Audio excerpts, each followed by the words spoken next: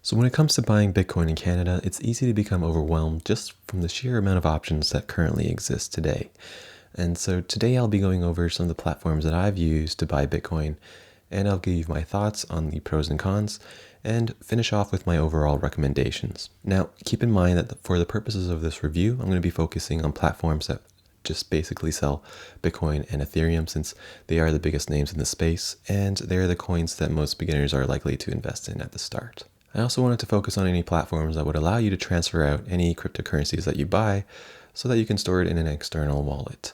And for me, that would give me a lot of peace of mind in terms of making sure I'm not exposed to any potential security threats or hackers or anything like that. However, there is one exception that I'll be talking about today in this video, and I'll be sharing that later on. Lastly, being Canadian, I wanted to look for a company that was based in Canada just so I can avoid any of the potential headaches that come with conversion fees or communication between banks and stuff like that. So with that being said, let's dive right into it.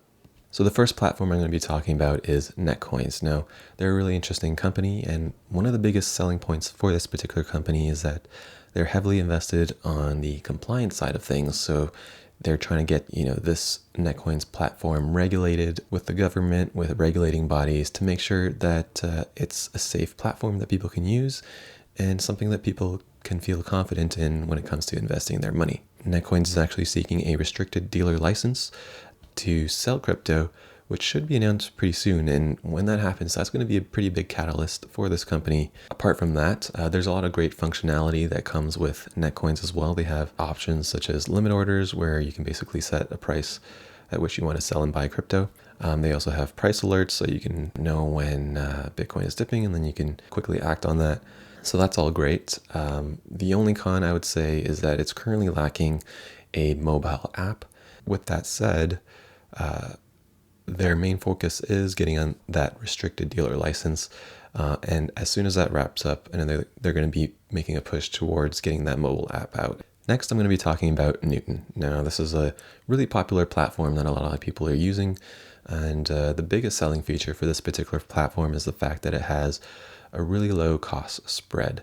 And so a spread is basically the difference in price that they're willing to sell and buy Bitcoin from you in comparison to the market value of Bitcoin itself. So when you want to buy Bitcoin from Newton, every one of these companies are charging you a little bit more when it comes to buying your Bitcoin. And so that's how they make money. Now, Newton has a really low fee, actually one of the lowest out of all of these platforms. And so that's their biggest selling point at this moment. However, when it comes to functionality, it doesn't have some of the same functions that some of these other platforms have. For example, it doesn't have the option to do limit orders, price alerts, recurring buys, anything like that. Now, I think they are working on these things. They do have a beta version for limit buying, but as of now, they currently don't have some of these options. Apart from that, they're also not the smoothest when it came to setup for me personally. It was pretty slow, and I had to troubleshoot when it came to getting my authentication process and documents done. They're also not as fast to fund your account as some of the other platforms, so that's another con that I had to take into consideration as well. Next is Shakepay, another popular platform that has a really clean design.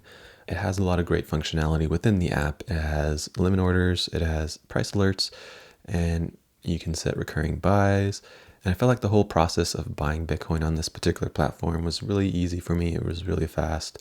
The only con I would say is that it's not the cheapest spread cost when you compare it to some of the other ones that I'm mentioning today. But apart from that, it is one of the platforms that I use the most. I just found it super easy to use, even though it did have a slightly higher spread cost. Lastly, I'm going to be talking about Wealthsimple.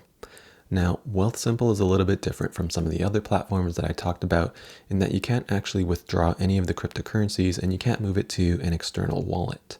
But I do think that this platform does have some benefits depending on your goals and depending on your expectations. Now, when it comes to Wealthsimple, some of the pros for this particular platform are the fact that it does have a really well-designed user interface. I really like the fact that you can track the performance of your cryptocurrencies on this app, and I find myself often checking my Wealthsimple app just to see how my balance is doing.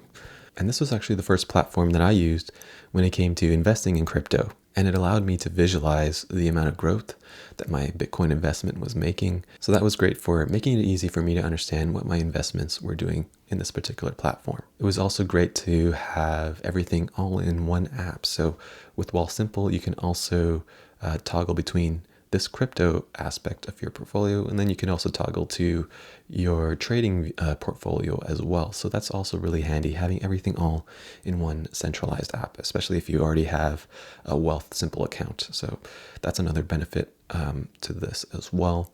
Lastly, when it comes to the security of their Bitcoin, Wealthsimple actually uses a custodian called Gemini, and they're actually a really reputable company in the crypto space. So that gave me a peace of mind when it came to starting out and using Wealthsimple, knowing that a lot of their Bitcoin, a lot of their cryptocurrencies are actually being stored with a reputable company.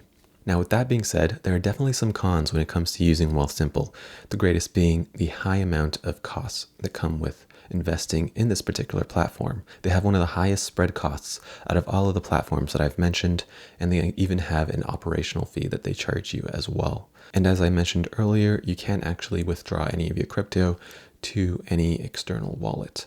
So you basically have to rely on the platform to keep your Bitcoin and cryptocurrencies safe. Lastly, one of the biggest things is it takes a super long time to fund an account. When I first got started, it took me close to a week for funds to settle in my account. And by then, the price of Bitcoin had already jumped a huge amount, and I lost any potential for gains during that time. Now, they recently released a new feature allowing instant payments, instant funding.